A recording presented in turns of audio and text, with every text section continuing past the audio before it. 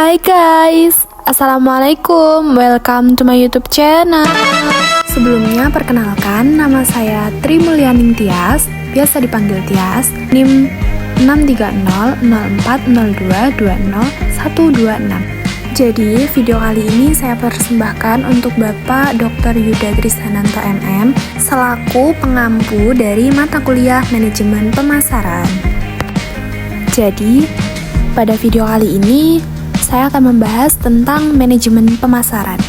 Nah, di bab ketiga tentang marketing dan pentingnya di dunia bisnis. Pasti teman-teman sudah tidak asing lagi dengan kata-kata marketing. Apalagi di jurusan manajemen bisnis syariah ini, kita akan banyak bersinggungan dengan marketing. Nah, sebelum masuki materinya, saya akan membacakan tentang subbab atau subtema dari marketing dan pentingnya di dunia bisnis. Yang pertama yaitu pentingnya pemasaran bagi keberhasilan perusahaan. Yang kedua, ruang lingkup pemasaran. Yang ketiga, pemasaran dan manajemen pemasaran. Yang keempat, pasar.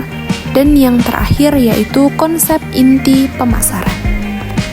Nah, pentingnya pemasaran atau marketing bagi keberhasilan perusahaan adalah berapapun besar modal yang dimiliki perusahaan, peralatan manufaktur yang super canggih dan modern, kualitas produk unggulan, namun semua itu akan sangat tidak berarti jika tidak memiliki pemasaran yang baik.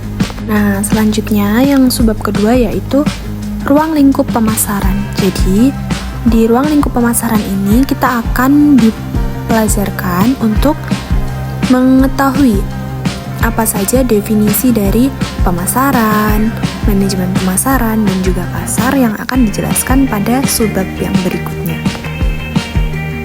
Nah, di subbab selanjutnya yaitu kita akan mempelajari tentang arti dari pemasaran dan juga manajemen pemasaran.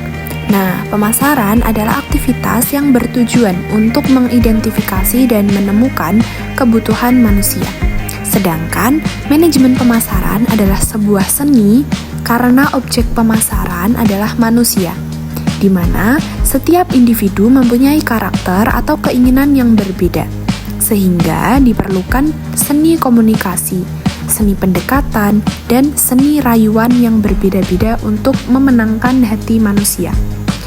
Jadi, seni yang dimaksud pada manajemen pemasaran ini adalah bagaimana cara agar kita sebagai pelaku dari manajemen pemasaran tersebut, kita bisa memenangkan hati atau merayu calon konsumen kita agar mau membeli produk dari perusahaan tersebut. Nah, untuk subbab yang selanjutnya yaitu pasar.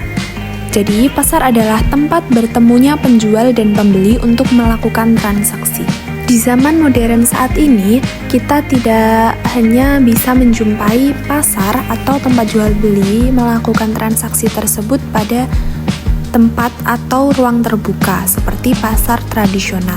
Tetapi, kita bisa melakukan transaksi atau jual beli tersebut hanya melalui online atau media sosial. Jadi, tanpa perlu keluar dari rumah, kita akan melakukan pembelian tersebut dan melakukan transaksi tersebut.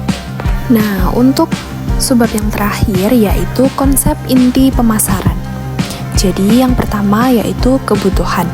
Nah, hal-hal yang diperlukan oleh manusia untuk bisa hidup, seperti misalkan air, udara, makanan, baju, dan tempat tinggal. Selain itu, manusia juga mempunyai kebutuhan penunjang, yaitu pendidikan, rekreasi, dan hiburan.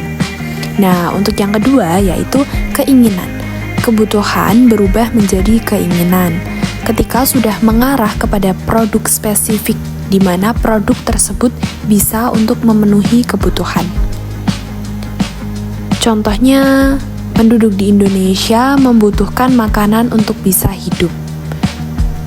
Nah, yang ketiga yaitu permintaan. Jadi, keinginan terhadap produk tertentu yang dibarengi dengan kemampuan untuk membeli. Yang keempat yaitu segmentasi. proses membagi pasar heterogen menjadi kelompok-kelompok yang homogen. Pengelompokan dapat dilakukan berdasarkan sifat demografi, geografi, psikografi, dan perilaku. Untuk yang kelima yaitu pasar sasaran atau target markets.